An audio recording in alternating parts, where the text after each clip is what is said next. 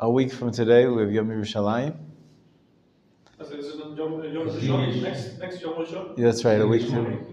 That's right, of Iyar. That's right. The 28th of Iyar is the day we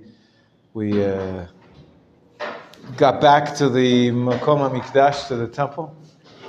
It's all locked? Okay, no problem.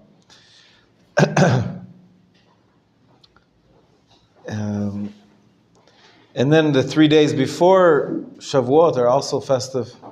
So we're really in a festive period. But it worked out amazing that we're discussing the period of the Tanaim during the period of Lag BaOmer. Here, why don't you hand these around? Here's one for you, Pinchas. And we'll get more copies later. So just to review a little bit, we've been speaking about the period of the Tanaim. We went all the way from, you can see on the left-hand side, there is the historical sort of periods. The first period is, of course, the end of the pairs, where Hillel and Shammai were teaching in Yerushalayim. Then the second, it's actually period number 1, what we consider the first period of the Tanaim. See on the left-hand side, there's a Roman numeral 1, the generation of the destruction of the temple. That's like the first period.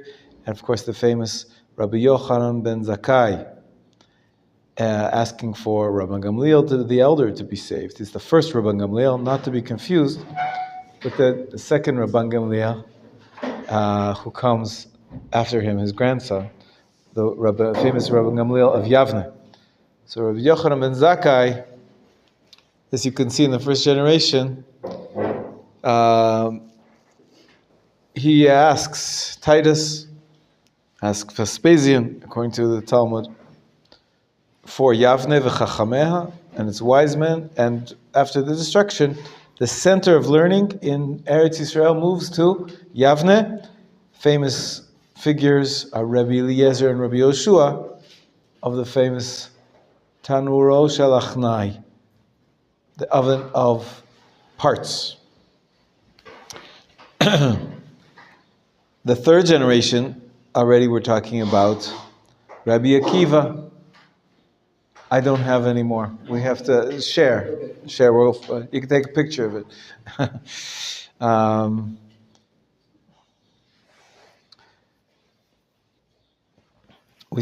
you can see also that Rabbi Eliezer was from Lod, whereas Rabbi Yeshua was from Yavne. And famously, where's Rabbi Akiva from? You know that from the Haggadah Shel Pesach. They all came to Rabbi Akiva. In Bnei Brak. You don't remember? It says in the Haggadah Shel Pesach that they Maaseh Uvau, that all the five scholars, Rabbi Tarfon, came to Bnei Brak, and they had their Seder Pesach over there. And the students said, "What did the students say to them?" They were talking about the Exodus all night long. What did it say? The students come and said, "The time has come to read the Shema in the morning." This was from this period. This is when you can see from here. It's shocking to me, really, this chart. I didn't make this chart. I just found it, and I'm using it to teach. It's called the generation of Beitar, right? It's shocking to me, though, that we have Rabbi Akiva. We don't have his counterpart, Rabbi Yishmael, on the chart. Rabbi Yishmael, the author of the Mechilta. But as I said last time, really, Rabbi Akiva was. And really, Rabbi Akiva was the foundation of all that came later, because his 5 students really continued him, and then Rabbi Yehuda Hanassi, as you can see, generation number 3 is called the generation of Beitar. Beitar being the headquarters of the Bar Kochva, the Jewish community in the Bar Kochva era, and the horrible destruction that was when the revolt failed. Generation number 4 is called the generation of religious persecution. We read a story, if you remember, of Rabbi Shimon Bar Yochai discussing with his Rabbi Yossi was silent, and There was Rabbi Elazar there, Rabbi Elazar ben Arach, and Rabbi Shimon bar Yochai. Where did they move now from Bnei Brak? If you know where Bnei Brak is, you can see Yavne. Where's Yavne? It's in the south of the country. And then Bnei Brak is closer to Tel Aviv, right? So we're going up north, up the coast, from Yavne up to Bnei Brak. And then we get to the where did they have to run away to? Rabbi Akiva was killed by the Romans. And the Bar Kokhba revolt was put down in the area of Gush Etzion, the area of Jerusalem. So where did they all go to? As you can see, where are they from in the fourth generation of Tanaim? Tiberias, Usha, Farsirkin, Tzipori, and Tekoa. Tekoa, apparently, there's two Tekoas. The Tekoa where I live is in Gush Etzion. The rabbi of Tekoa, of blessed memory, he was a big fan of the Zohar of Rabbi Shimon bar Yochai. He liked to say that Rabbi Shimon bar Yochai was from Tekoa, where we lived. Most scholars, though, assume that there was another Tekoa up in the north, in the Galilee, together with all the other students of Rabbi Akiva who had to flee. Essentially, the center of learning moved to the north in that period, in that fourth period of religious persecution. And finally, the fifth period of the Tanaim, in Beit Sha'arim, near Tzipori, we have, till today, you can see Rabbi Yehuda Nasi's grave. It's unbelievable. We have his burial. It's a cave with his sarcophagus with his name on it. We've discovered right there, near Tzipori, a place called Beit Sha'arim. It's a wonderful tour. It's also in the north? In the north, that's right. In the Galilee. Last week we had these rockets? Not so far north, no. I don't remember there wasn't too many rockets. I think it was actually a mistake. 5 rockets, I think it was on Thursday. Really? Yes. I must have missed that. Wow. I don't know about that. But anyways, not usually, that's farther north. If it's just, small Katyusha rockets, they don't go too far. But Tzipori is a little bit further. It's like northern Galilee, but it's not all the way on the border. Okay, these are the 5 generations of the Tanaim, which is a nice review for you and something you can put into your booklets, to your folders, and keep them. We'll get a photocopy for Renan and for Israel in just a few minutes. Okay. What I want to do before now, I want to teach you a few midrashim, because one of the things, what did the Tanaim write? What do we have of their works? What's the most famous work where all the writings of the Tanaim are collected? Seta. The most famous? The most famous? The most famous? You're not. Of the Tanaim, that's the Mishnah. The Mishnah, of course, right. The Tosefta is the stuff that's outside of the Mishnah, that didn't make it in. But you're correct, it is Tanaitic material. The Tosefta is a surprising answer. Most people don't even know the word Tosefta and what it means. Tosefta. And Braitas also. Most people don't know what Braitas are, but Braitas Tosefta is a collection of Braita. I know they are such good teachers. Oh, amazing. Great. But really, let's not forget that the central work, of course, is the Mishnah. So we have the Mishnah and the Tosefta. The third collection,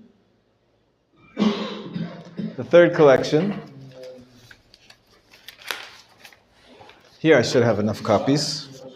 Midrashim, exactly, Midrashim. So here's an example of Midrashim. There's 2 types of Midrashim, Midrash Halacha and Midrash Agada.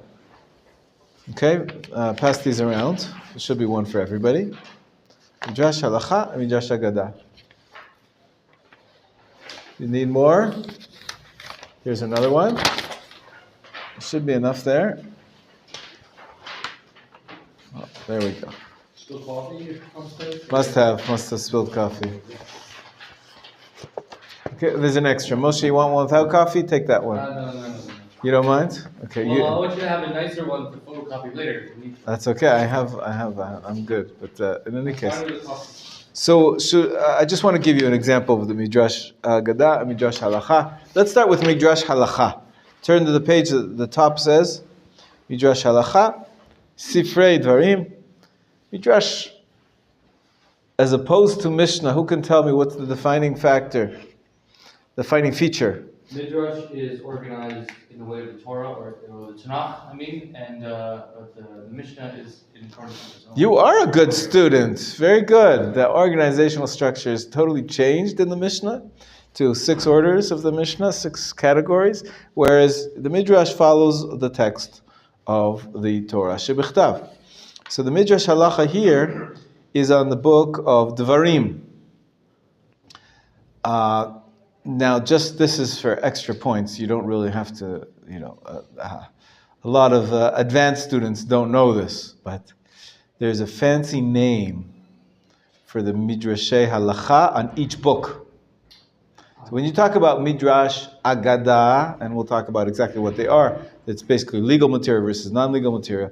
When you talk about Midrash Agada, it's very easy to remember. The Midrash on Bereshit is called Bereshit Rabbah. The Midrash on Shmot is called Shmot Rabbah. The Midrash on Vayikra is called Vayikra Rabbah. You don't have to remember any names. It's just the Midrash on the name of the book. Midrash Tehillim, well, that's the Midrash on Tehillim. There's no fancy names for it. It's very simple. When it comes to Midrash Halacha, they decided to name them different names. So we already mentioned yesterday, and I showed you the books. I brought them in from the library. The Midrash Halacha on the book of Shmot is called, who remembers? Something of Rabbi Ishmael, and I told you there's one of from Rabbi Akiva's school of thought as well. We called it Mechilta, the Rabbi Ishmael, Mechilta, the Rabbi Shimon Bar Yochai. That's on the book of Shmot. It has a fancy name called Mechilta. The Midrash on Vayikra has a fancy name. It's called Sifra or Torat Kohanim. Actually, it's 2 names, just to confuse you. That's where the word Leviticus comes from, because it's Midrash Kohanim. Right, correct. And the books of Bamidbar and Dvarim have a special name too. It's on your page. Sifrei, exactly. Sifrei, Bamidbar, and Sifrei Dvarim. These are the Midrashei Halacha on the books of Bamidbar and Dvarim. They don't have their own name. Bamidbar and Dvarim both have Sifrei, but anyways, that's just a nice fine point. Let's give a few examples here. The pasuk says at the top, justice shall you pursue in order that you may live and inherit the land that the Lord your God is giving you. Okay, that's the verse in the Torah. What does the Midrash come and give a commentary? So here's a little bit of an introduction based on the exegetical principle that the Torah contains no superfluous words. Easy English? The principle that you derive, you take out, you infer something from the pasuk, because there's no extra words in the verse. The Midrashim often derive laws that from seemingly unnecessary or difficult words. For example, a Midrash on this verse begins by explaining the unexpected repetition of the word justice. Justice, justice. Well, what is he? Is Moshe had a stammer? Well, we know that he did, but he got over it. Moshe stuttered, right? But this is the Torah on purpose wrote the word just. Tzedek tirdof is the Hebrew. Tzedek. Why have the word twice? So it's a superfluous word. It's an extra word. So the Midrash says as follows. David, why don't you read for us? The first Midrash. Just as you should pursue, how do we know that one who is acquitted by the Beit Din cannot later be convicted? The text says, justice, you shall pursue. How do we know that one who is convicted can go back to court to be acquitted? The text says, justice, you shall pursue. Okay, so what do you mean? So explain. There's an explanation here. This Midrash equates justice with acquittal. What's acquittal? Good. Finally you ask. Acquittal is to be exonerated. Easier English. Acquittal means to be found not guilty. To be found innocent. To be found, you don't have to pay, whatever it is. Okay? So go ahead. The Midrash equates justice with acquittal, and therefore argues that one he go out of the way to pursue acquittal but not conviction? The Midrash Stop. So let's explain this Midrash. Innocent before proven guilty. Innocent, and we're trying to make you innocent. We would prefer the result to be that the person is innocent. And so justice, you shall pursue. Justice, the word justice, has two connotations. Of course, it means the right thing, but it also means, it has a secondary meaning of being innocent, of being, you're just, you're correct, you're righteous, right? So we want the person to be found innocent, to be not guilty. And so the fact that it gets repeated shows you that we have a special law in that tilts a little bit in that direction. What's the law? The law is that, let's say you come to court and you were found innocent the first time. Somebody else comes and says, all right, let's bring it back to court. No double jeopardy. That's right. I want to try again to make the guy, to find proof that he was guilty. We don't bring it back to court. We learn out from this double language, tzedek tirdof, that we're chasing after acquittal. We want the person to be acquitted as much as possible. And so if he already had his day in court and he was exonerated, he was found innocent, we don't take it back to court. It's fascinating. Okay? But there's a second part of it. Also, the opposite. What happens if the first time he came to court, here, you can take one of these, pass this around. Good morning, Ariel.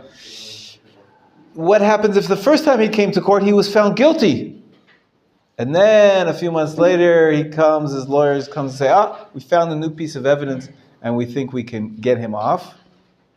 We do bring him back to court because we tilt a little bit to the direction of we're looking for a way to find the person innocent.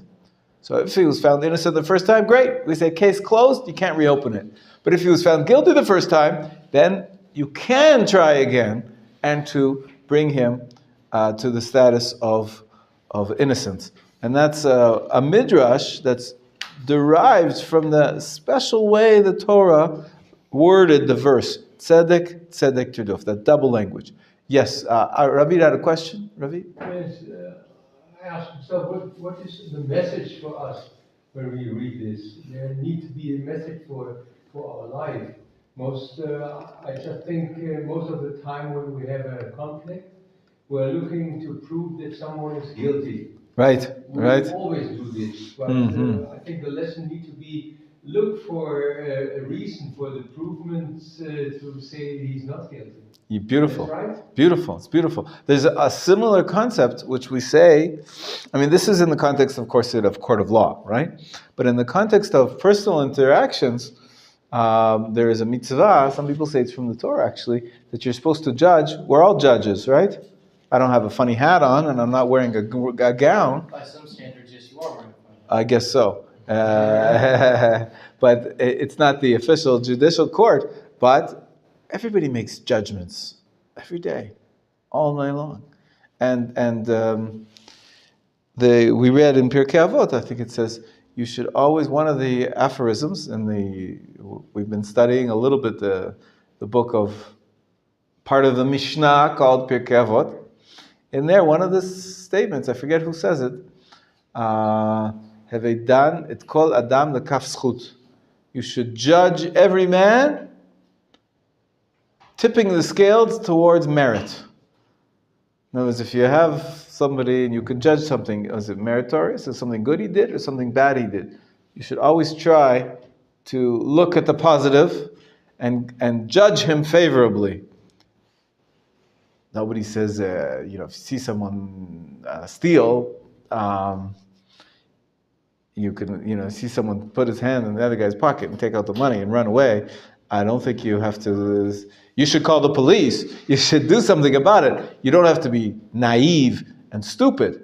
But in your heart, can you really say you know for sure he's stealing? Maybe the guy took the money from him just before, and he's getting his money back.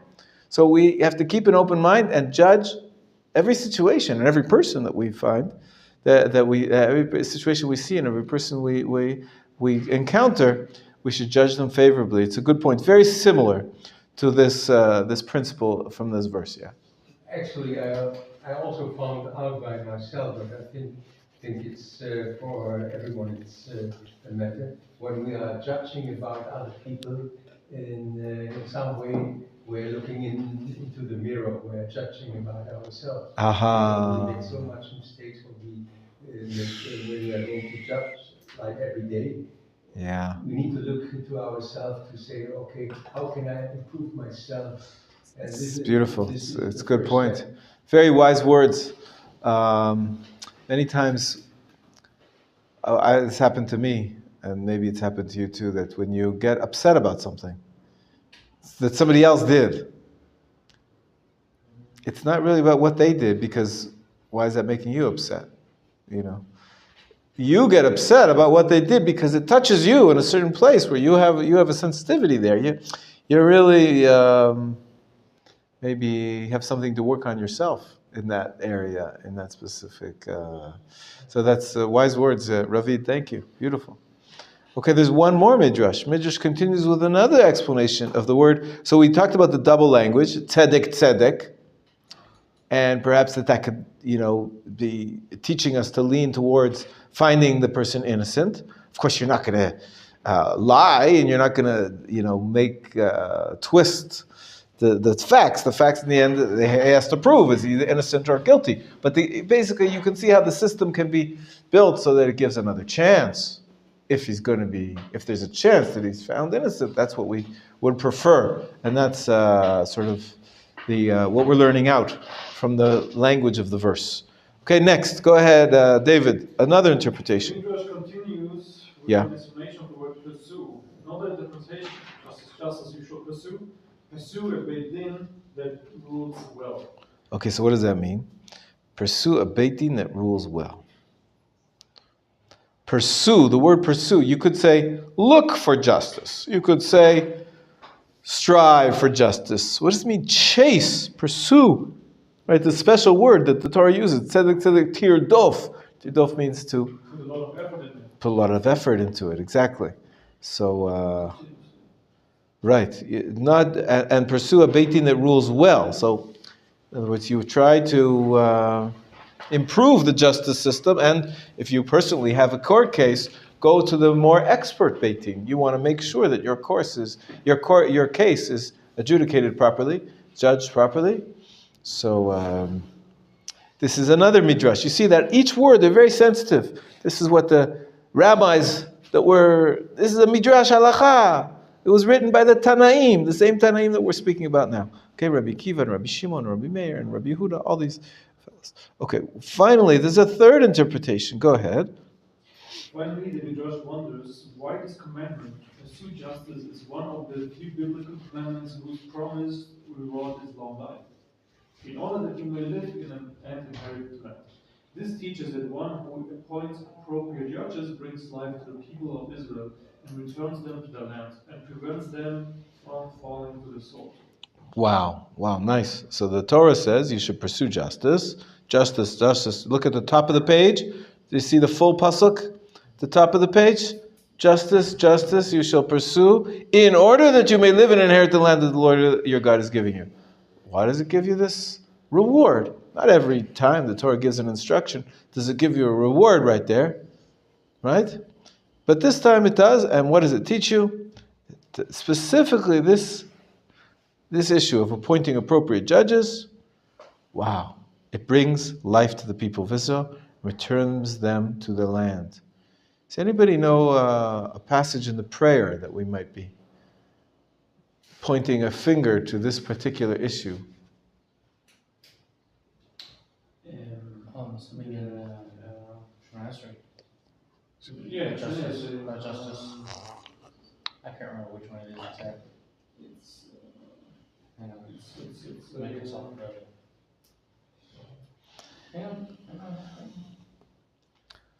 You prayed this morning. I know. It is right after the ingredient of excellence. Excellent. Actually, I know the order, but Excellent. That's fine. You did great. That's amazing. There's an order of the Shmona Esrei, the 18 blessings in the morning.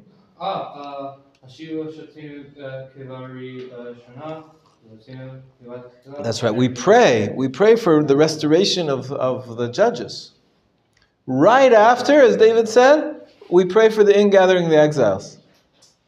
Famously, Rabbi Tzvi Yehuda HaKohen Kook, the mentor of Rabbi Gon, he wrote that and taught that now that we merit to live in the period of the ingathering of the exiles, we see the Jews coming back. What's the next project? Well, we're not done yet. We're still working on that. We're creating a strong country. Next thing is we got to have the courts working by Torah law, not working by British law or Ottoman law or any of the other combination of a legal system that we have today. Quite a hybrid system. We would like to restore the Torah law. And that's what we pray for right after the ingathering of the exiles. We pray for returning the justice system. Shiva Shoftenu. And so this Midrash points that out, that it protects this issue, brings life to the people of Israel, returns them to the land, prevents them from falling to the sword. So that's why we pray for it. So presently, every day, it's such a central part for us to be successful in the land of Israel, in gathering the exiles. It's a movement. The Jewish people want to build the land. And then ultimately, later stage comes. After that comes Jerusalem, comes Mashiach.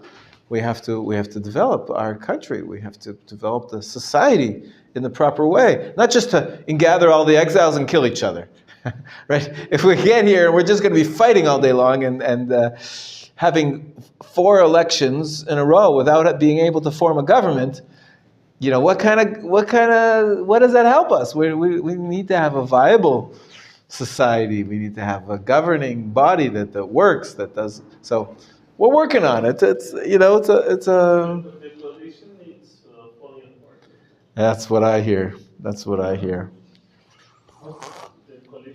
I don't know if the 5th elections will solve the problem. That's the only problem. We got quite an issue, but this is what we're praying for. We're praying for that the leadership should be fixed up, Be'ezrat Hashem, and that's so central for us to be successful in the land. If we don't want the ingathering of the exiles to go backwards, chas v'chalila, we don't want to be dispersed again from the land, we gotta set up the civil society and the justice system and the government system in general, as we continue to pray for the tzaddikim and the leaders. Anyway, so look at the final conclusion. David finished it off through a close reading. Reading of a single biblical verse, this Midrash derives 2 legal principles. Jewish law allows for appeals, but not for double jeopardy. And one is obligated to seek out a just court. The Midrash also makes a homiletic point about the importance of appointing good judges, who, according to this text, may be responsible for the life or death of the community. Okay, so this is a nice example. Just one example. There's books filled with midrashim like this on each and every pasuk. Not every pasuk, but many psukim of the Torah. Midrashay halacha. We derive laws. Also, they mix together the importance of judges. Right? That's not a law. The last part is not a law, but the first 2 laws are laws that you are obligated to seek out a just course, and that you have to allow an appeal if there's an option that he can be exonerated. Okay, so these are laws derived from the Midrash. What I'd like to show you is now pass these around, and if here's a few other copies that Hebrew is not as great. Anybody else need one? Is there enough for everybody? Here's another one. Okay. One more. Pass it down, please. Okay. This is a Midrash Halacha. Yeah, even though it's a different format, the text in English is the same. Who can read? Ariel, why don't you read the text for us? Once I was on a journey. And I came upon a man who went at me after the way of heretics. He was attacking me. This was a theological challenge. Go ahead. Now he accepted the written, but not the oral law. He said to me, the written law was given us from Mount Sinai. The oral law was not given us from Mount Sinai. I said to him, but were not both the written and the oral law spoken by the omnipresent? Then what difference is there between the written and the oral law? To what can this be compared?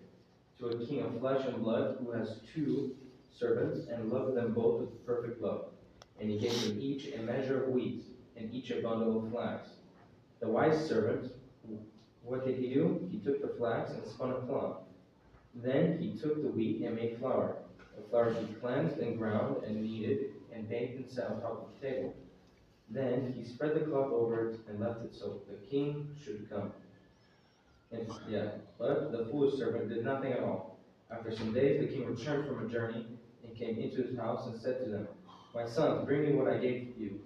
One servant showed the wheaten bread on the table with the cloth spread over it. And the other servant showed the wheat still in the box, with a bundle of flax upon it.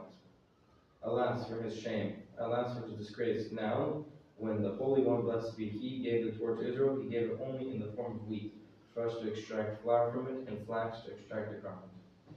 So the principle that we're learning here is that the sages were given a task.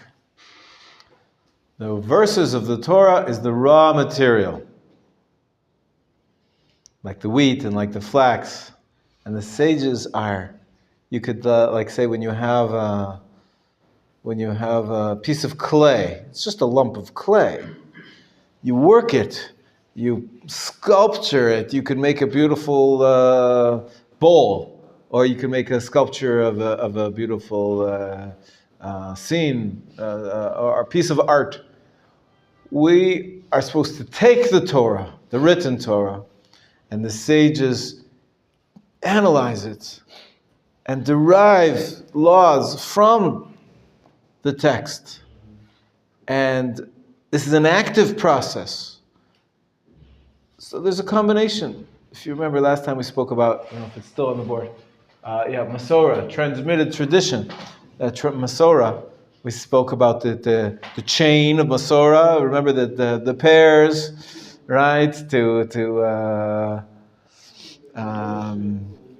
Moshe Kibel Torah Sinai, Musar Yeshua, Yeshua is Canaan. We said that the Mishnah, those are the Mishnah and Pirkei Avot, they were trying to teach us that what we're doing is not disconnected from the written Torah. It's not disconnected from Moshe and Yeshua and the prophets, all the prophets of the written Torah, of the Nevi'im, right? The Nevi'im and the Ketuvim. This is not disconnected. This is a continuation. It's a Masorah. It's a chain of tradition. So to here we have another element, is that we're taking that tradition. It's not only transmitted tradition, there's also inspired innovation. The rabbis were supposed to, right, this person who is a baker and who took the flax and spun it into cloth, that's creative, that's innovative. It's taking those raw materials but making something even better, even more beautiful, more fleshed out. What's tastier, wheat kernels or bread? Never tried wheat kernels before. So. No, I eat it all the time. It's delicious. But no question that bread is the staff of life. The bread is what most people eat. So this is a very basic concept. And we can see a little bit in Midrash, what we did in the Midrash Halacha we just learned. We have the verse, the very basic verse, but we tweak it. Oh, there's an extra word. Tzedek, tzedek. Tirdof. Why tirdof? And then, of course, there's also moral sort of teachings that we can learn out, that you better get the justice system set up if you want to live in the land, if you want to prosper in the land, if you want society to be successful, you have to have the proper court system. So we see that this is what the Midrash is doing. This is what the sages are doing in the Midrash. Of course, this could be in a Mishnah. It happens to be in the Midrash, right? The same sages, okay? So we read one Midrash Halacha, and then we read a Midrash Agadah, right? This was a Sifrei Zuta. It was an Agadic Seder Eliyahu Zuta, excuse me. And One more Midrash that I'd like to teach you if you turn the page over. The page, it says Midrash Halacha. On the back of it, it has another Midrash, maybe a more familiar one. You don't have, no, this one. This one. This one. The first page I gave you. First page I gave you. It's a beautiful, so we're learning some Midrash today. Both Midrash Halacha and Midrash Haggadah. Here too, we start off, like all Midrash, it always starts with a pasuk. Right? It always starts with a pasuk. And Kharan died in the presence of his father Terach. Wow. That's a verse. Where does it say that? Good, in Bereshit. Right? Before we start talking about Avraham, it says that Kharan died. Seemingly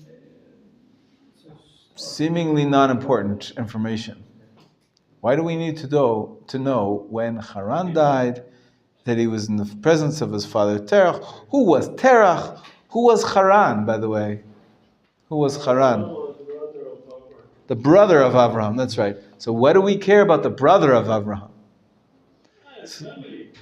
That's okay, it's nice to know, but there's got to be some teaching, some message. So we see that the Midrash here builds a beautiful, beautiful edifice. You might have heard about this one too. It's one of the most famous Midrashim possible. It tells us something about Avraham. Is it history? Well, we'll discuss that afterwards. But take a look and... Renan, read the Midrash for us. Rabbi Chia said, and who's Rabbi Chia, by the way? Rabbi Chia was a student of Rabbi Yehuda Nasi, the end of the Tannaitic period, okay? Rabbi Chia Hagadol, he was known. We'll speak about him in a few minutes. Go ahead. Rabbi said, there was a manufacturer of idols. He once went away somewhere and left Abraham to sell them in his place. Menachem in wished to buy one. How old are you? Abraham asked the man. 50 years old, was the reply. Woe to such man, he claimed. You are 50 years old and you would worship a day-old object? On another occasion, a woman came in with a plate full of flour and requested him, take this and offer it to them. So he took a stick and broke it, and put the stick in the hand of the largest. When his father returned, he demanded, what have you done to them? I cannot conceal it from you, he rejoined. A woman came with a plateful of fine meal and requested me to offer it to them. I cannot conceal it from you, her rejoined. A woman came with a... Sorry, that's a mistake. It's just a repeated line, yeah. Yeah, I see. Okay, one claimed. So one claimed, I must eat first. While another claimed, I must eat first. We're talking about the idols, right? Yeah, okay. What is Thereupon. The largest arose, took the stick and broke them. Why do you make sport of me? He cried out. Have they then any knowledge? Should not your ears hear that your mouth has said? He retorted. Thereupon he seized him and delivered him to Nero. Let us worship fire, said Nero. Let us rather worship water which quenches fire. Abraham replied. Let us worship water. Let us rather worship the clouds which bear the water.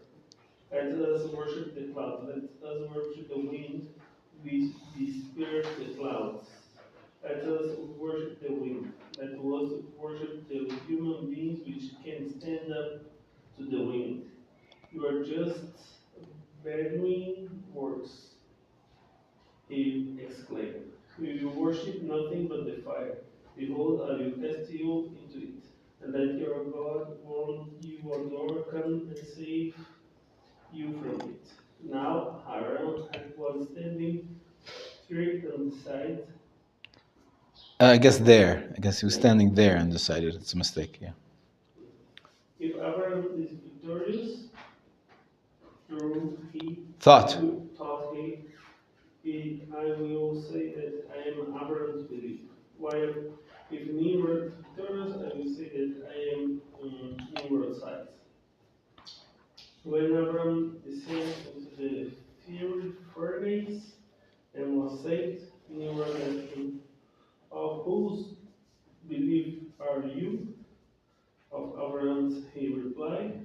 Thereupon, he seized him and cast him into the fire.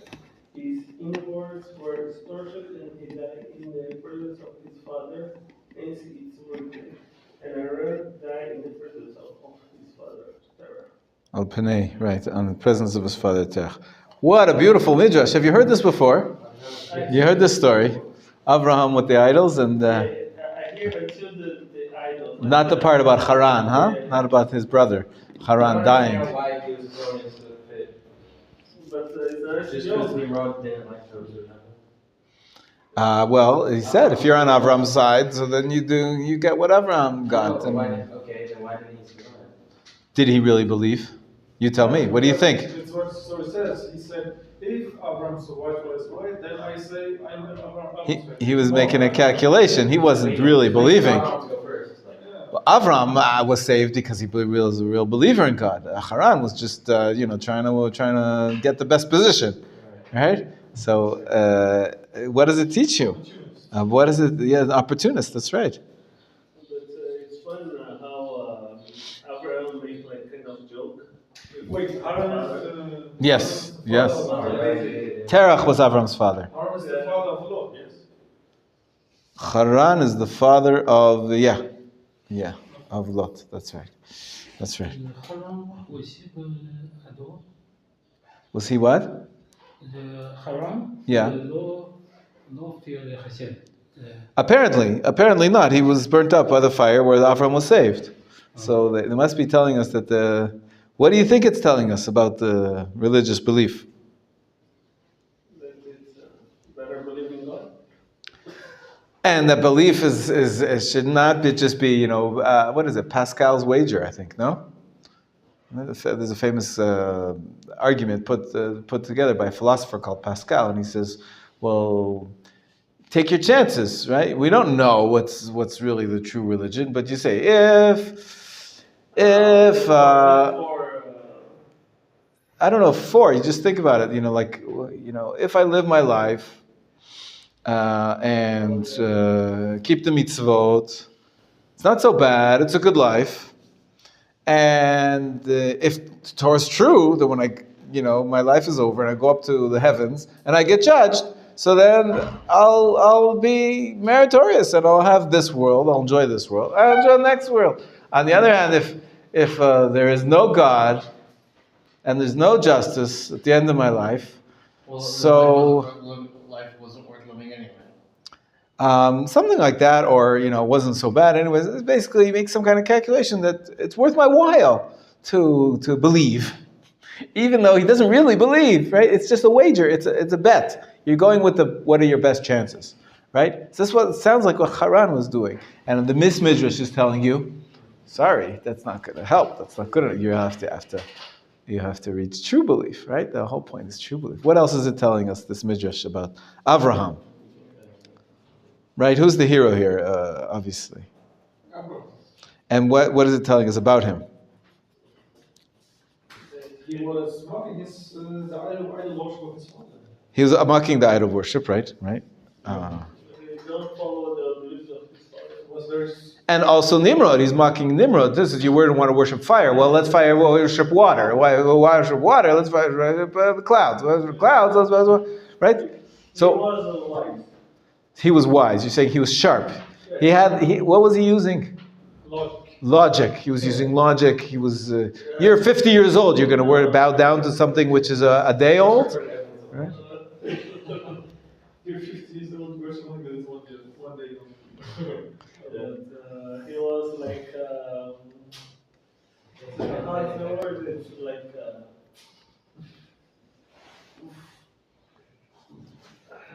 What are you trying to say, Renan?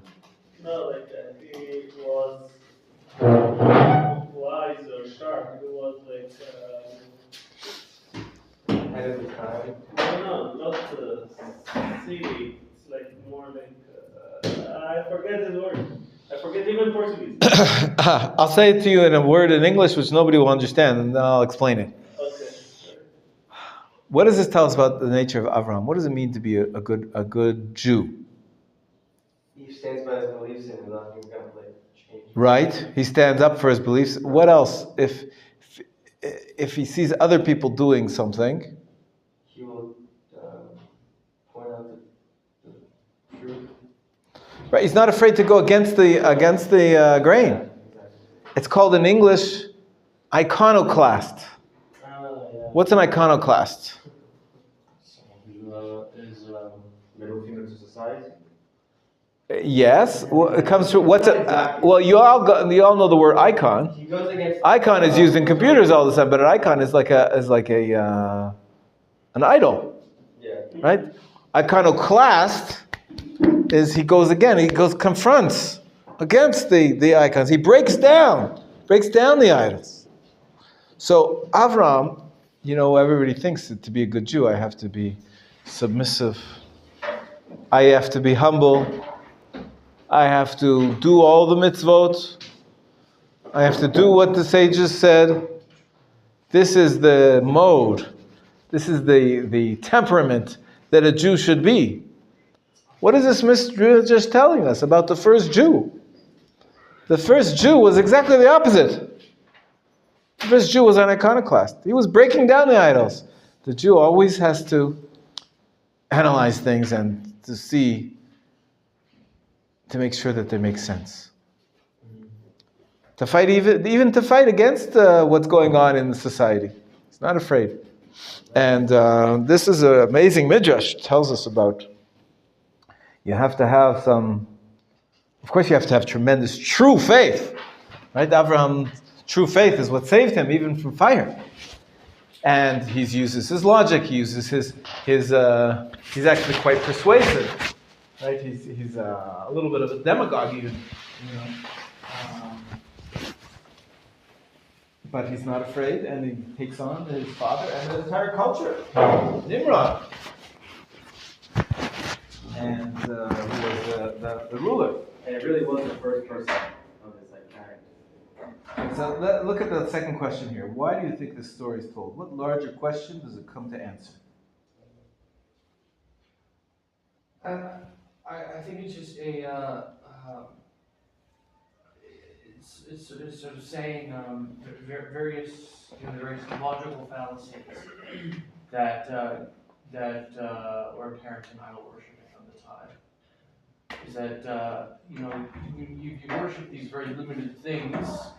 There's a very limited scope of what they actually mean. Okay. So it's you can worship an idol, but it's worshiping something like So the old. what's this Midrash just wanted to teach us about the nonsense of idol worship? Okay. Maybe there's more. Who is it speaking about? Right? What is the Midrash? It's on which pasuk? It's Kharan. Yeah, and Kharan died in the presence of his father Terah. Who were these people? And why is the Torah telling us about them? Gives us a moral lesson. What lesson? What's the lesson? What is it teaching us? Who are these people and why are they important to us? Why do we care? They're Abraham's family, right? Did Abraham's brothers, were they as anti-idolatry as Abraham? So this is the question. Kharan, we see it, right? So why do we care? Because we want to set an example of what happened for idolaters. Maybe. Who's the hero of the story? Abraham. We care about him very much, don't we? He's known as the first Jew, right? Yeah. Right. So, are there any questions that you have about Abraham? Where did these beliefs come from originally? Were they just divine realization? And how did he have the strength to just actually die for the Right. Good. The larger question, I think, is also the Torah says there was a fellow called Abraham who listened to God and went to the land to receive the promise. Who was he? Where did he come from? What was the society that he lived in? Was it a natural belief that he just grew into? All this is missing from the text. The Torah doesn't tell us anything about Avram's upbringing, about his family, about his history, about how he reached his religion, whether he had to fight for it or not for it. So the Midrash is filling in here what it means to become a man of faith. What is the Jewish faith? And who was Abraham really? And to appreciate Abraham. So we see that there's the Midrash here. It just didn't. I don't think they decided just to teach us about idol worship and its logical fallacy. Why now? What's the point? I think the Midrash is pointing out that when the Torah introduces Abraham, they give us very little. What do they say? And Kharan died in the presence of his father Terach. Wow, okay, so that's got to be important. Otherwise the Torah wouldn't tell us. And what's missing for us? The history of Abraham. Where is he coming from? What's his background? And so the Midrash sort of fleshes that idea out and says, well, it must be that Abraham, and why it sounds like Kharan died in the presence of his father. He died early. Well, why would he die early? There's some kind of something happened here. Something happened out of the ordinary for Kharan to die early. And Kharan was Avram's brother. So why would he die? Well, the brothers, and basically what the Chazal are teasing out of the text, the sages are teasing out of the text, is that there's some religious revolt, a rebellion that Avraham was starting, and Kharan he was hurt. He was hurt in this rebellion. He was a casualty. As part of this theological break that Abraham was breaking from the society around him, the society of his father and Kharan, sort of stuck in the middle there. Okay, so this is a great example of a beautiful Midrash Haggadah. Chazal really were paying attention to every verse in the Torah. Right? This verse, first of all, what's it doing there at all? Why is it important? And what is it?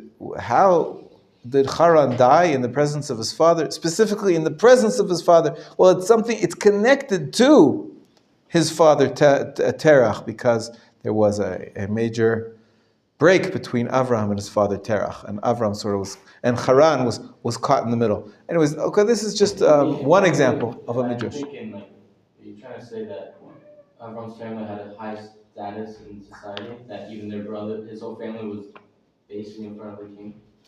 That's right. Called up in front of the king? Yeah, it could be.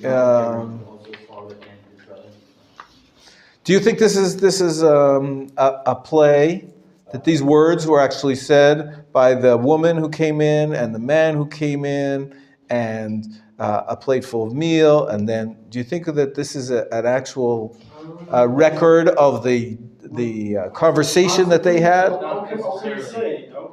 It's not written in the Tanakh. How many years ago is this? 3,000? 3,500 years ago, approximately. I Right? think they Could be. But I think it's mostly stories to make a point. Exactly. It's to teach us a lesson. Exactly. So exactly. It is. It's amazing. It's like a Hasidic story. So fine. So we learned a little about Midrash Halacha, Midrash Haggadah, and the sages. They were spending a lot of time on them because they made the bread. The bread that we eat, the Torah that we study all day long, was from these wise men. We call them Chazal, both in the realm of halacha and in the realm of Agadah. So some of it is, like we said before, transmitted tradition. Moshe to Yeshua, Yeshua to the elders to the prophets to the member of the Great Assembly, to the Shimon HaTzadik, to the pairs, to the Tanaim. Some of it was transmitted tradition. Some of it was innovative. I think I told you the other day, we read from the Rabbi Melamed's book about Rabbi Akiva. The Midrash says Rabbi Akiva knew how to pay attention to every little crown on the letters. Right? There were crowns on the letters in the Torah. When you look at a Sefer Torah, some of the letters have crowns on them. Little dots. And Rabbi Akiva was the one, after centuries, even Moshe Rabbeinu didn't understand what these crowns are for. It's a fascinating concept. But Rabbi Akiva, he, from his, and all of the sages, with their keen understanding and inspiration from God, they taught us many of the laws. All of those laws were collected in the Midrash, in the Mishnah, and of course, also in the Tosefta. Okay? So far, so good? Now, I have some other goodies for you that I want to share with you, and I want to move on to the Amoraim. Okay, the Amoraim, I have a chart for you. A few charts, but I'm going to need to photocopy, I think. Do you have another one of these? I would like to photocopy that as well. Do you need to use mine? Yes, please. Yes, please. That'd be great. Okay. Yes. Oh, you didn't get any because you came in late. I should just say you came in late, so you know. But I'm such a nice guy that I wouldn't say that and just leave you. Passive aggressive. Oh yeah. I'm making a point, but no. By all means, we're going to get you. Now here's the chart. Here's the chart of the Amoraim. I think I have some here.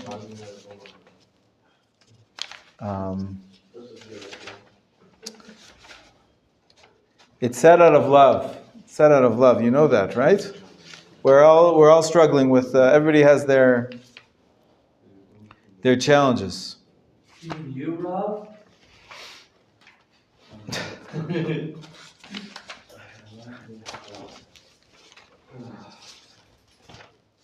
Okay.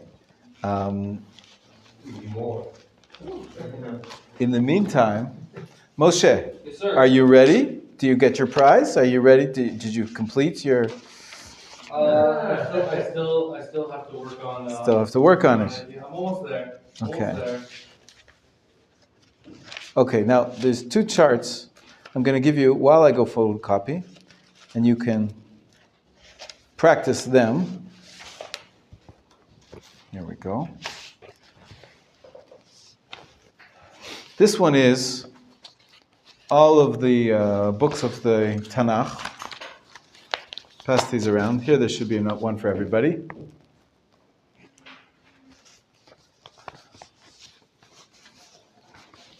So Moshe, I don't need this. I have one. Thank you. After all. And I'm going to teach you all of Tanakh, just like I taught you all of Shas the other day. And here's another page that you can hand around, one each. Bring me back the ones that you don't use.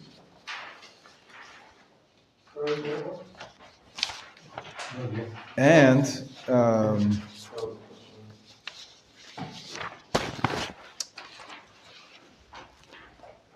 thank you.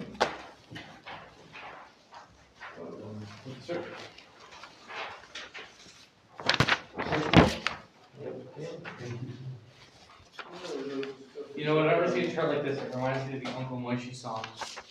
Oh yeah. Because when I was very little, my dad bought all the tapes. Of course, still on tapes. And, Yeah. Not so much.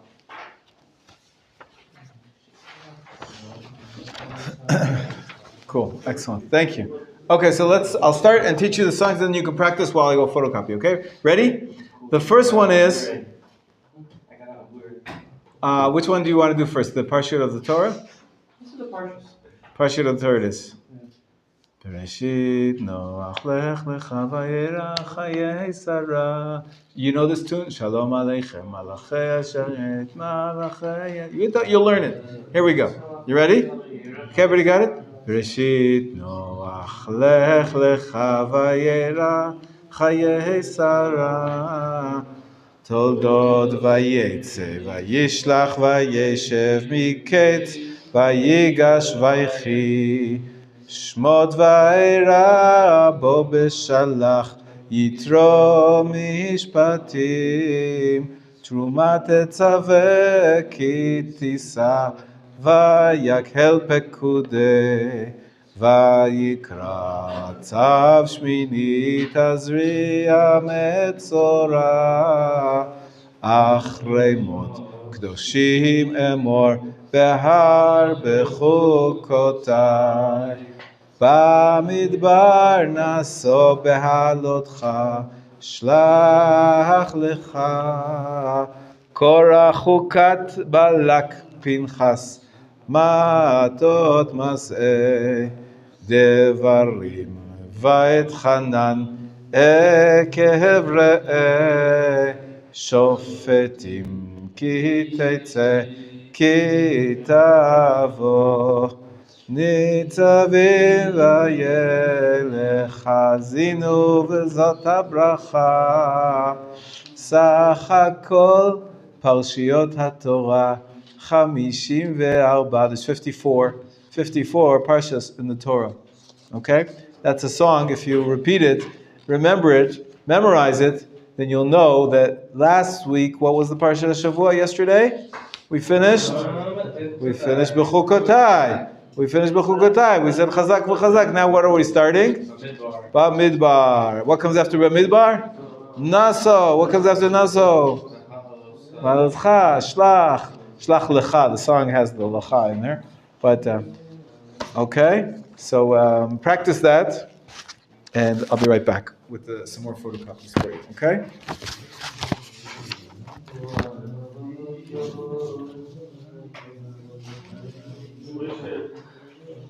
You ready? Never ready. For the prayer? Never been ready in my life. You know by heart of the Shas?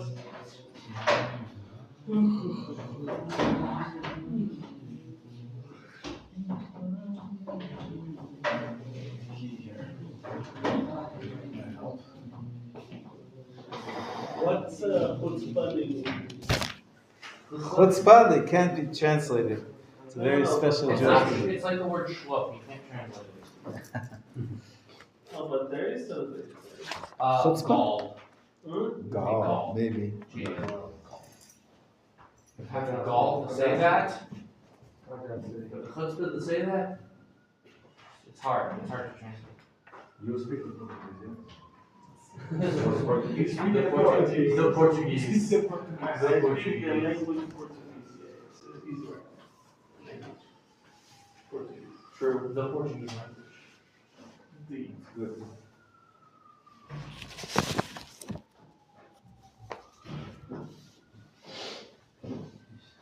Okay.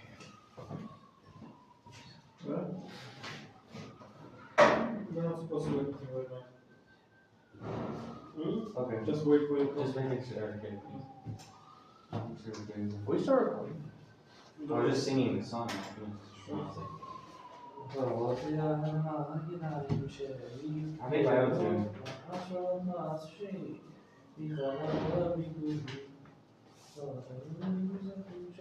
I use the Jerusalem Gold metal tune. The vowel is spelled J-A-L, yes? L-L? Oh.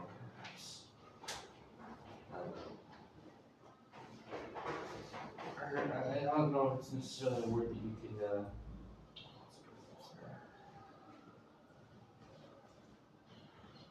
I don't know if it's necessarily translatable just like that. You have to translate it with context.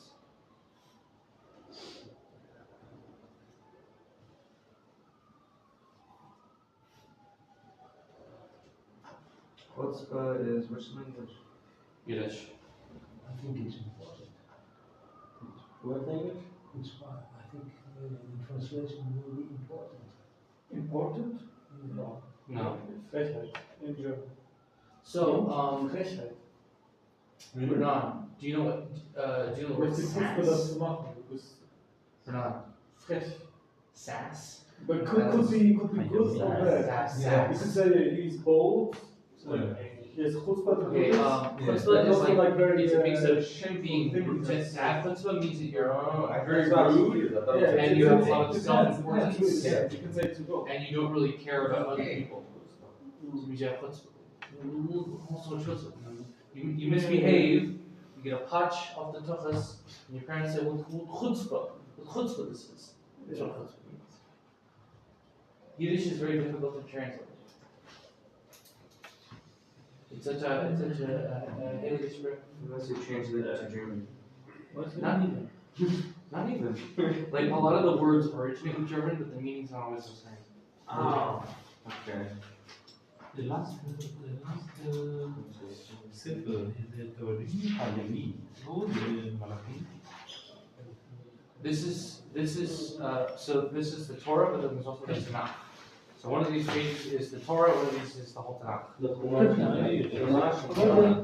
The last sefer. Yeah? Is the Torah Hayami. No, Hayami. the Malachim.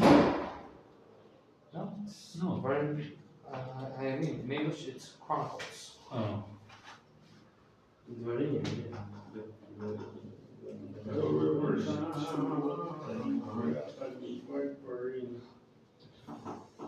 Malachi is the last book of Nevi'im. שופטים, שמואל א', שמואל ב', מלאכים, Shmuel Beis. שמואל, Beis. שמואל,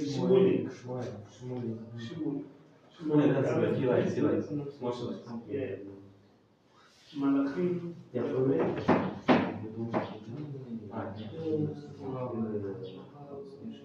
ישעיה,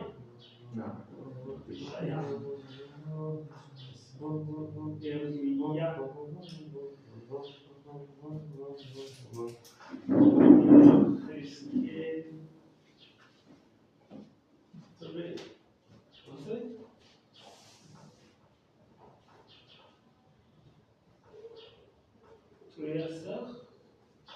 what's that?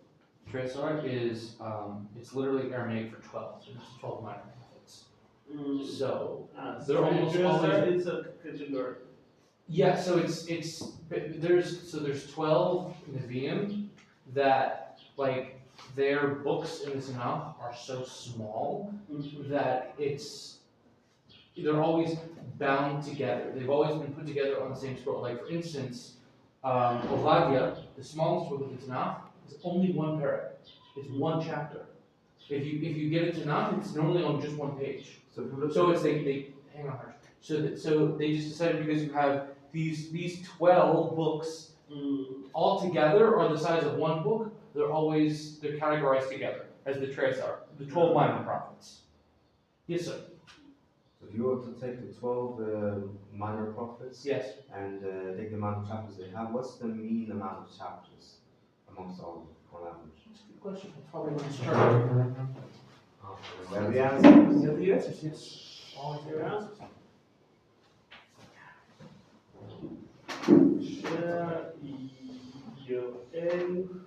Oh, here we go.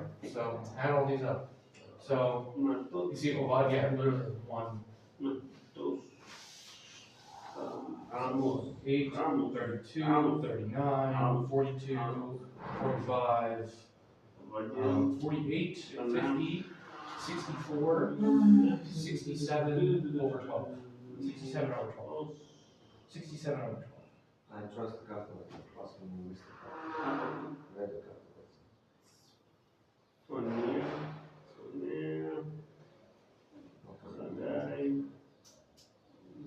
So about 5.5. 5 plus 112. Okay. 5. But But like, 5 and 7 12. I'll show you in the library. They're always bound together.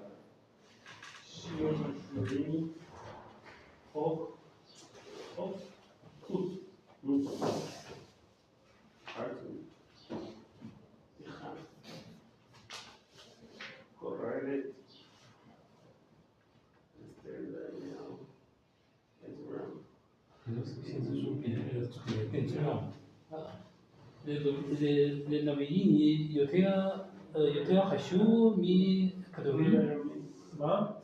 לנביאים, ספר בנביאים, יותר חשוב מכתבים. I mean, nothing's more important. It's not more important. It's just It's just the different order. It's just an order.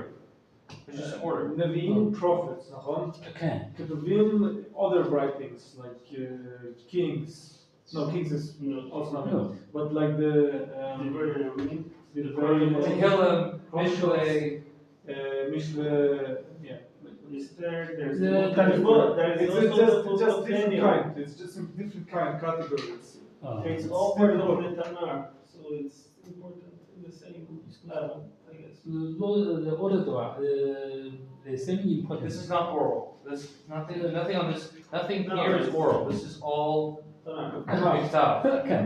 No, but it's the same importance. The difference between the Nevi'im and the Ketuvim. Yes. The difference. There's okay. So Nevi'im is sort of a continuation of what happens after the Torah.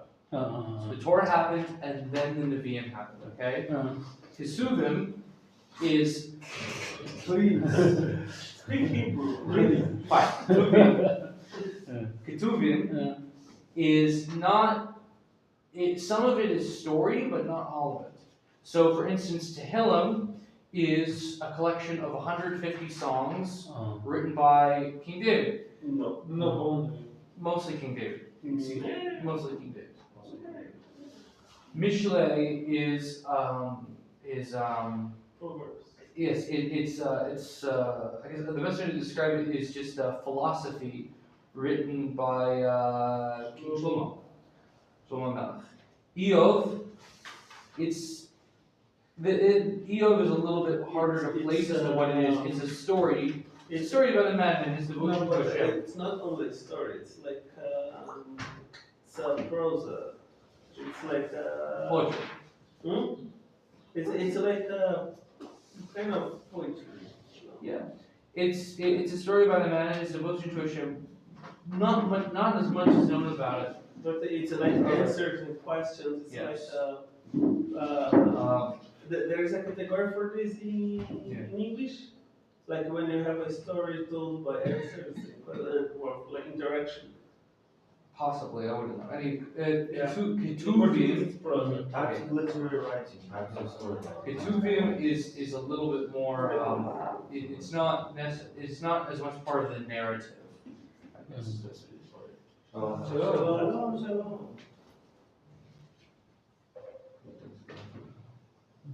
Prose. Amen. This is a category. Prose. Yeah, prose just refers to anything that's not poetry. Yeah, but it's like a story. Not necessarily poetry. Like the story that's not poetry. Yeah, no, but the story in the form of prose. The form of prose means it's just paragraphs. Yeah, paragraphs and Yeah, answer the questions like that. But not necessarily answers and questions. Yeah, not necessarily.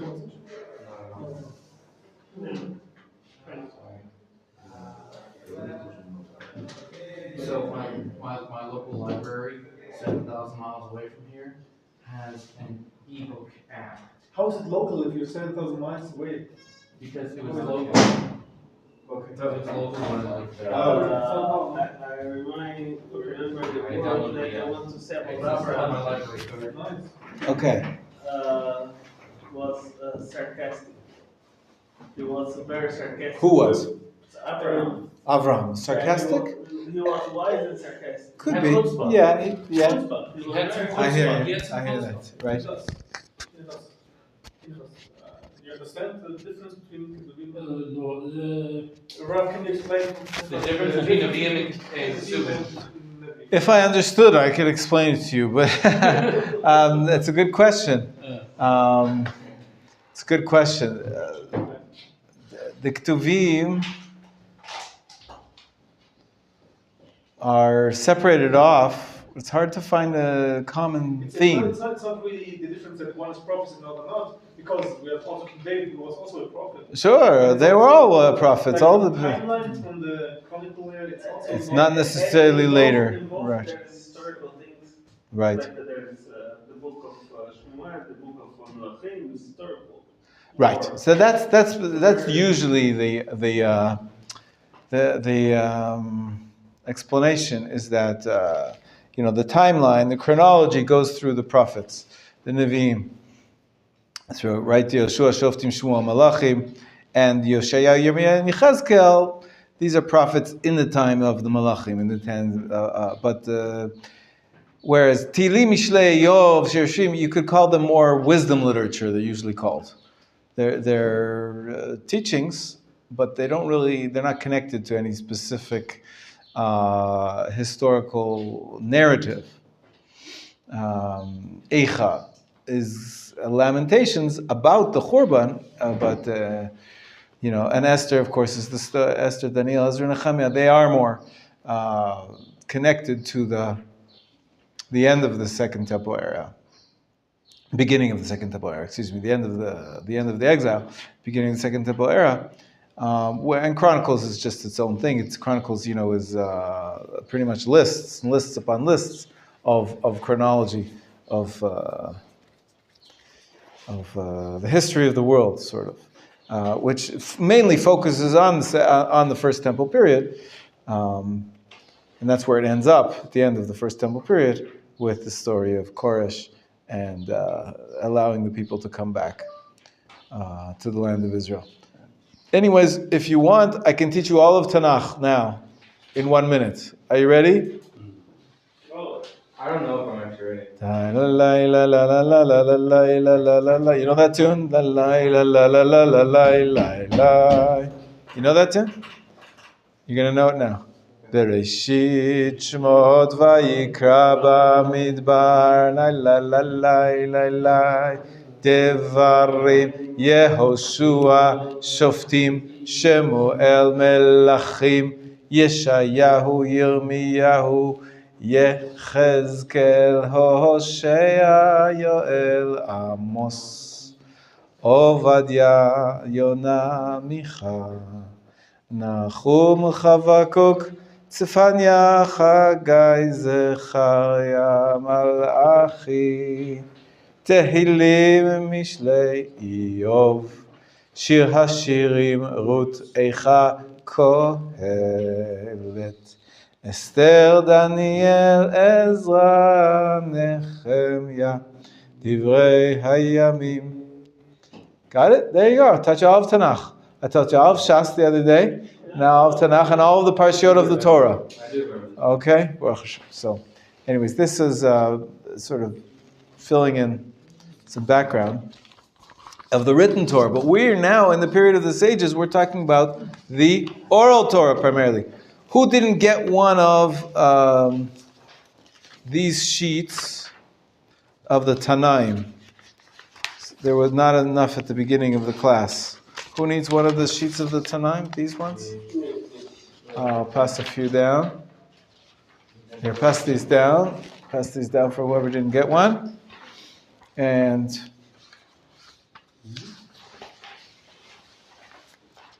you got it already. You have it already. It's for the others who didn't get it. Yeah, you have it. All right. That's the period of the Tanaim. Now, we're going to move on to the period of the Amoraim. But before we do that, I want to teach you a little bit more about Midrash. Pass these around, one each.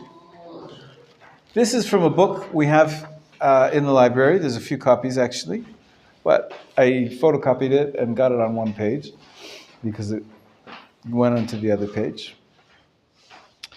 And this helps us understand the different types of derivations, different types of laws that we have in the Mishnah, in the Midrash, in the Tosefta, from the words of the Tanaim. The rabbis, Who can read for us at the top of the page 26 at the top? Hirsch, will you read for us a little bit? The Rabbi, Sanhedrin 88b. The Rabbi, Sanhedrin 88b, designated the Tefillin as a command which is fundamentally biblical in essence, whilst its interpretation comes from the Sopharim. Sopharim, if you look at the bottom in the footnote, the designation is Sofer, originally used of himself by Ezra. Ezra calls himself a Sofer, is applied to the interpreters of law, to the people in biblical times. Meaning, the standard translation of Sofer is scribe, but it's much more than that. It's not just somebody with the calligraphy arts, somebody who would write. It's an interpreter of Torah. The Sofrim were, by later tradition, sometimes called also the men of the great assembly, which in fact they were. So the Sofrim, almost synonymous with the men of the great assembly. Okay, so we're talking about the end of the Second Temple period, the beginning of the Second Temple period. Actually, we said that the truth is the men of the Great Assembly were the beginning of the Second Temple period, right? Ezra and Nehemiah, the beginning of the Second Temple period. So they were the Sofrim. But we're going to see that the sages continue the work of the Sofrim. It's interpretation of the biblical mitzvah. Go ahead, Hirsch. Thank you for waiting. The primary duty of wearing the tefillin on and on the forehead is explicitly found in the Torah, but that the details, such as the actual meaning of the Torah, the frontlets, or what passages are to be selected for placing in the phylacteries, or the number are not stated. The Rabbi, however, had received these details by tradition and have in addition found biblical support for them. For example, a number of scriptural sections to be used was deduced in a rather far-fetched way, as said before, from the word of thought, noting 2 in Katpi and 2 in Afriki. This is based on the Egyptian stuff? We don't know. It's very strange what these languages are. We don't know what, This reminds me of something that one of the Rabbi on Wednesday taught us. Okay. Sanhedrin 4b. These interpretations were classified by the Rabbi as interpretations of the scribes, i.e., as belonging to the first category, which, as aforementioned, consists of interpretations traced back to Sinai and associated to, in far-fetched ways, with the written text. They have also designated them as words of the scribes. It will later be shown that, in the view of the Rambam, the phrase "words of the scribes" is a collective noun. So, meaning it's a general term with a variety of usages. You can use it in different ways. Let's skip for a minute to the end. The bottom of the page on the right-hand side, he reviews the three types of rabbinic writings, which we call, for all these three types, Torah Shebal Peh. Right? We're finished with the Torah Shebichtav, already back in the end of the First Temple, beginning of the Second Temple era, Ezra, Nehemiah, Haggai, Zechariah, Malachi. What we're now talking about is the oral Torah. It was oral. It was transmitted. We had the arguments with the pairs. If you remember, we talked about the Tanaim and all their interpretations. Now we're getting an analysis of what did these sages do. Three types of products, three types of Torah. The oral law consists of three parts. The bottom of page 27 says number 1. Yeah. Okay, this is the first part we started to say. The verse says you should tie them as frontlets on your eyes. What's a frontlet? Phylactery. What's a phylactery? The batim. What's tefillin? We don't know. What do they look like? What color are they? What size are they? Small. Where are they to be placed? We don't know. All this, it doesn't say it in the Torah. There were interpretations orally passed down. The Torah was given with its interpretation. So parts of what the sages are doing is transmitting the tradition. And that's what we saw in Pirkei Avot, right? Moshe, to Yeshua, to Zekanim, to Nevi'im, to the Anshe Knesset Agdala, to Shimon HaTzadik, etc., etc. So we have a transmitted tradition of the interpretations which are traceable to Sinai. But sometimes the rabbis gave them support by biblical texts. Okay? They give a little bit of support. You could say, if you look into this word, maybe it is a little bit of implication. But essentially, it's a transmitted tradition. Okay, that's the first part. Go ahead, Hirsch. The two of the Sinaitic origin, which are not even the remotest basis in Scripture. That's interesting. Anybody have an example of that? That there's some mitzvot which have no basis whatsoever in the written Torah. No basis? No basis. No hint. No, nothing. It's just a tradition. Oral tradition. The ban on mixing and On mixing what? poultry and Okay, but nobody claims that's a tradition from Sinai. That's a rabbinic law that was the rabbis prohibited. Sorry? Isn't that just what you said? No. This is a law of Sinaitic origin. We believe that it's an ancient mitzvah from the Torah, even though it's not from the book of the Torah. And it was the Mishnah. No, not all of them. Many of them have biblical support. I'll just give you an example because it's hard to find a specific example. Well, I thought there's something in Torah. No. For example, the classic example is used is there's a korban of water that was brought on Sukkot, called the libation of the water. Mm-hmm. You've been to celebrations of the water libation. On Sukkot, there's special parties. We call them Nisuch Hamayim. They went down to the well and they brought it and then they poured it on. It doesn't say anywhere in the Torah to bring a sacrifice and offering from water. Only wine and oil and flour and sheep and goats and cows, but no sacrifice, no offering of water. It's purely oral tradition.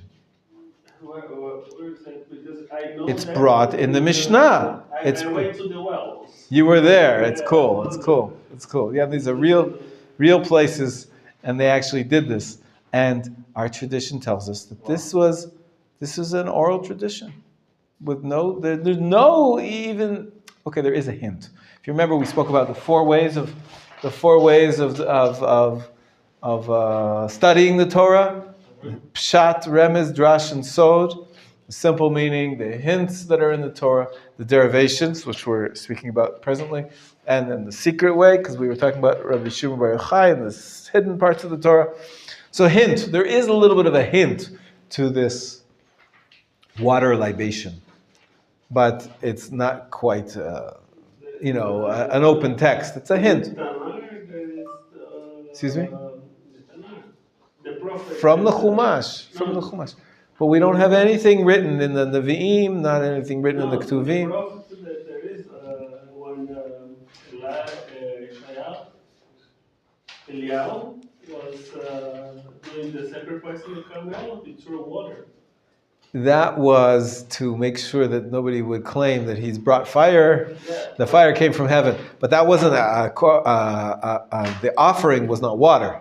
No. The offering, but that was just to make sure that there's no other flammable materials. In any case, that's type number 2. And type number 3, Hirsch, you want to read number 3 at the bottom of the page? Rulings which the Rabbi have referred to the ordinarily adopted methods of exegesis. Following this example, one can analyze other precepts, place them in the category to which they belong. So we're going to see the example of tefillin. The third type is rulings which the rabbis inferred through methods of exegesis.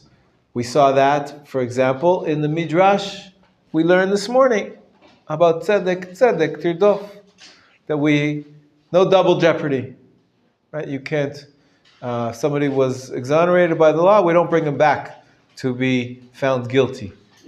We derive it from the verse, not necessarily as an ancient tradition, but the rabbis tweak it. I like to use the metaphor that they mine the text like a coal mine. They go down into the mines and they discover pearls. Okay? Now let's read the example about the tefillin. We have lots and lots of laws in tefillin, and let's see which types of derivations we have. Let's go back to the first paragraph. We stopped in the middle of page 26. These interpretations, so we read to the end of that paragraph, this belonging to the first category, traced back to Sinai, but associated with the written text. Totafot means four. Okay, so we have four compartments in the tefillin. It's basically a tradition, although it's attached to the written text. Even though it's only four on the head, the arm there's one. Correct. We're talking about the head tefillin. Correct.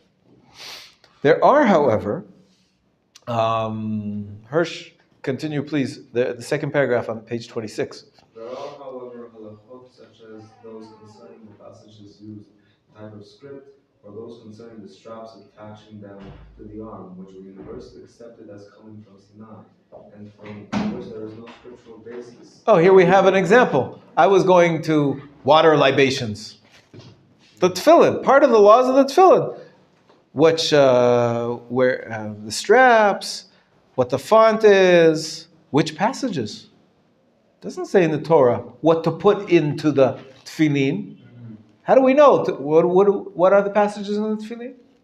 There's two The from Shema Shema, Yisrael and the Vayim Shamoah. and then there's two from Devarim. No, those are two from Devarim. Excuse me. The others Shemot. are from Shemot, right? Kadesh and Vayaki Yacha. Well, they all mention the tefillin. But it doesn't say anywhere in the tefillin, put these passages inside the tefillin. Where do we know that we chose those? It's a tradition. Okay, go ahead. Sorry. These are classified as halachot transmitted orally to us by Rabbinic.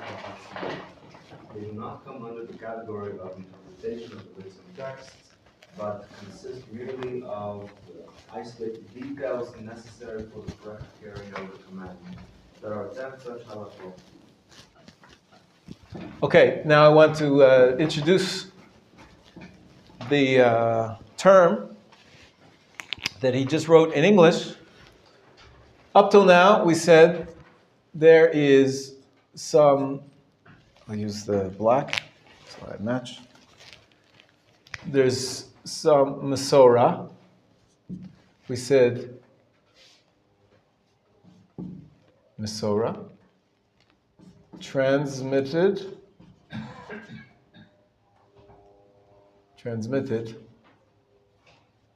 tradition. Okay?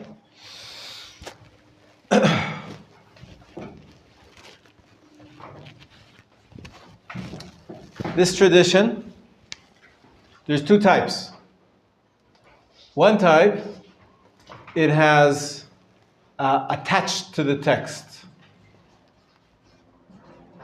Even if it's a little bit far-fetched, like Totafot, Tat, Bekitfe Shtayim, Pat, Bafriki Shtayim, these different languages. Why is the Torah using different African languages or whatever those languages are? And what are they? And why it says 2 and 2? But somehow the sages took the tradition that they had, that there are 4 passages in the Tefillin, and they attached it to the text.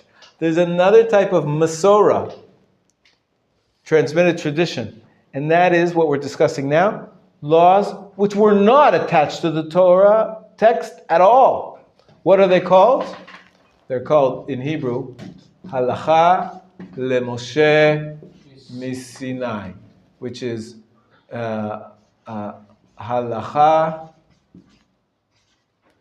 leMoshe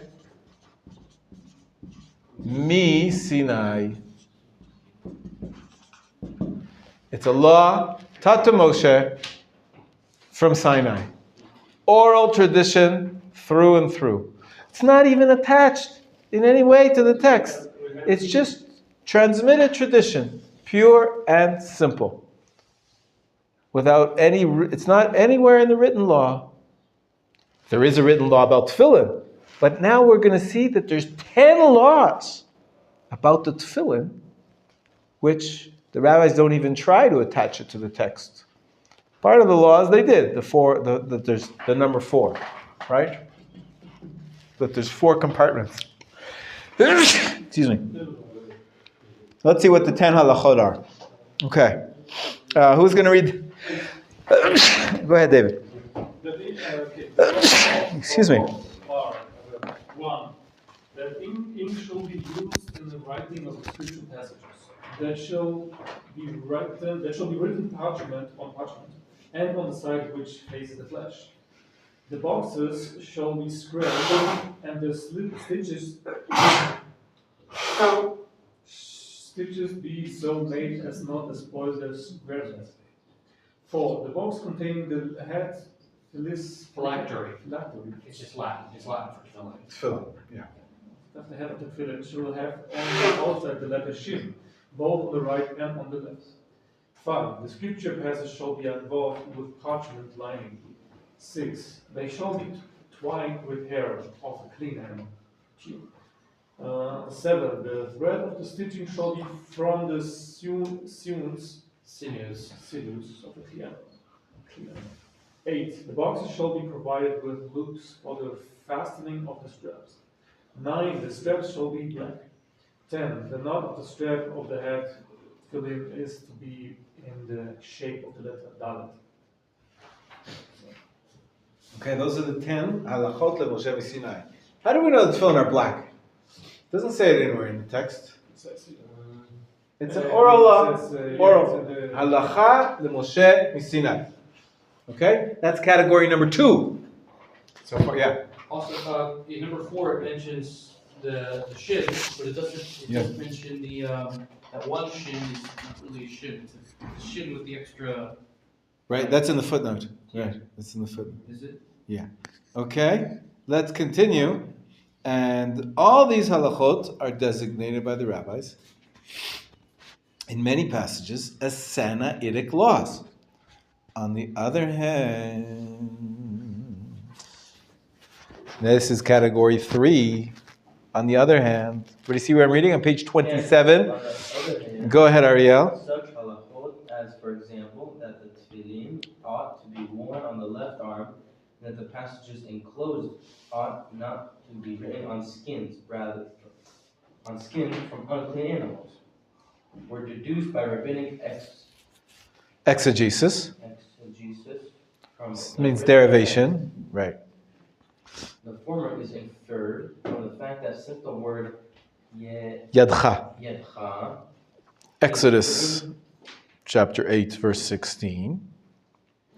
Chapter 8, verse 16 is written in the full form, not Yadcha. yedcha. There's an extra hey. You see that? There's no chaf safit. It's rare. It is as though it read Yad keha. Yadcha. Yeah. It means the hand that is weak. The letter is inferred from the verse that the law of the eternal way may be in thy mouth. What was that mean? EX? Example? Exodus. Exodus. Okay. Exodus 8, 9. In thy mouth is interpreted. Go ahead. Is interpreted as meaning that which is permitted in the mouth. Shabbat. It's the Masechet Shabbat 108a. Yeah. 10:8a. 108a.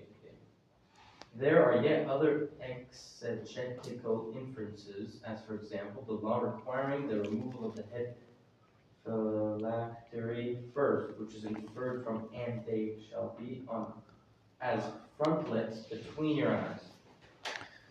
That is, yeah. Both phylacteries must be on you when the frontlets are on your forehead.